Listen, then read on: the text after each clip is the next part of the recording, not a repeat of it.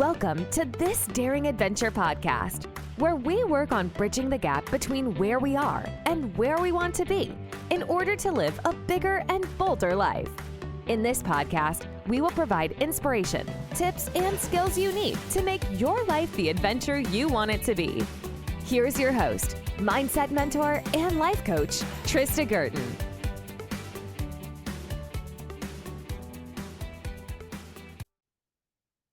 Hey everybody, welcome back to This Daring Adventure. So let me ask you this. Have you ever worked your entire life to get where you are, school, training, family, career, only to wonder, what now? Maybe you've checked all the boxes, but some days it feels like you're still not enough, that maybe it's not enough, that there's more out there, there's more that you're capable of, there's more that you want. Maybe you walk into a meeting, a conference, or even just another work day, and suddenly you think, oh, everyone here is smarter than me. Everyone here is younger than me. Maybe I'm not even good at this. Maybe I should just quit and do something else. Is it too late? Oh, no, it's it's never ending. And if this sounds familiar, this episode is for you. I recently coached a physician who shared something so relatable. She said, I did everything, went to medical school, did the training, started a family, built a home, committed to my career. But now I'm asking myself, what's next? I love my patients. I know I'm good with them. But at a recent conference, I was surrounded by some of the smartest people I've ever met. A lot of them were younger than me. And I thought, who let me in here? I'm probably terrible at my job. Maybe I should just leave medicine altogether. And she had recently asked to go up for promotion early, only to find out there were some negative teaching reviews in her file that she didn't realize were there. Nothing devastating, but enough to make her doubt everything. And that's when the spiral started. Her brain went into overdrive. Maybe I'm not cut out for this. Maybe people don't like me. Maybe I'm just a warm body to see patients. Now, maybe your situation isn't exactly the same as my clients, but maybe parts of it sound familiar. That inner critic doesn't care how accomplished you are. It only knows how to find the crack in your confidence and pry it wide open.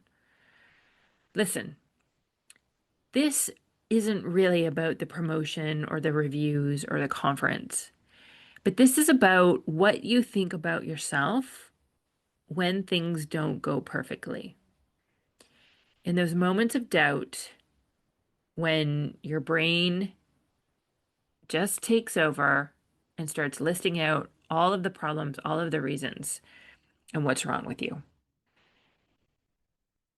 It's about your relationship with yourself, because you can have incredible feedback from patients, a career you love, and still feel like an imposter when you compare yourself to others.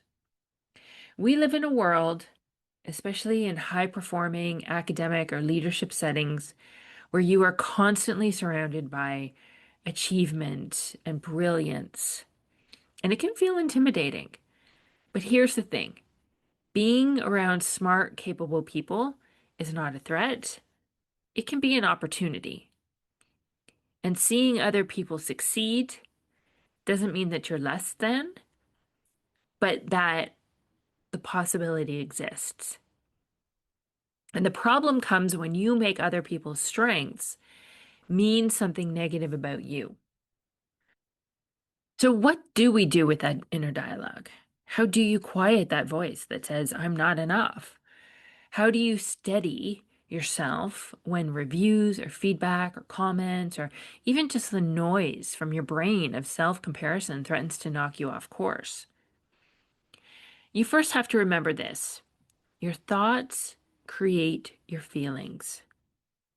When you believe, I'm not smart enough or I'm not capable enough, of course you're going to feel anxious, inadequate, hopeless. And those feelings will make you show up smaller, avoidant, defensive. But when you choose to believe something more useful, like I am a good doctor. I care deeply for my patients. I'm learning and improving every day. Your feelings change, your confidence grows, your resilience builds, and your energy shifts. And that's when action becomes possible, the action that you want to take. My client eventually came back to this. When I'm with my patients, I know I'm good at what I do. They trust me. They give me incredible feedback. And that's why I stayed in this career. That's the part I love. And that's the truth she needed to anchor herself in. Once she quieted that primitive part of her brain that was simply just looking for problems and focusing on the negative. It was telling her a terrible story that made her feel lousy and wasn't helpful. Look, life and career are always going to be 50-50. There will be highs, big wins, recognition, meaningful moments, and then there will be lows, negative reviews, disappointments, complicated systems, colleagues who seem to soar while you feel like you're crawling. None of that means you're broken. None of that means you don't belong. None of that means that there's something wrong with you. What matters is how you treat yourself through it all, because everybody will go through this, but it's how we come out on the other side. Do you add suffering to the struggle by saying, I'm terrible, I should just quit, and then hide and keep yourself playing small? Or do you say, this is hard, but I can handle hard things, and I'm going to learn from this and grow? The process might be messy, but this is where real resilience is built. And this is why I do the work that I do, not just with my clients, but with myself. Because your brain will hijack you and your day, and you have to clean that mess up. You have to do the work. And that's the only way that we can succeed, is that we do this daily work. Think of it as weeding your garden, trimming your hair, going to the gym, whatever it is that has to be done on a regular basis. Because I find that if I'm not watching what I'm thinking, cleaning it up, and focusing intentionally and deliberately on what I want to think and the story that I want to tell myself, then I go off into the ditch. I'm playing the victim and I feel terrible. And therefore, I'm hiding out, I'm playing small, and I'm not going after what I truly want. Listen, if you've experienced anything like this, it's very normal. This is the human brain being a human brain.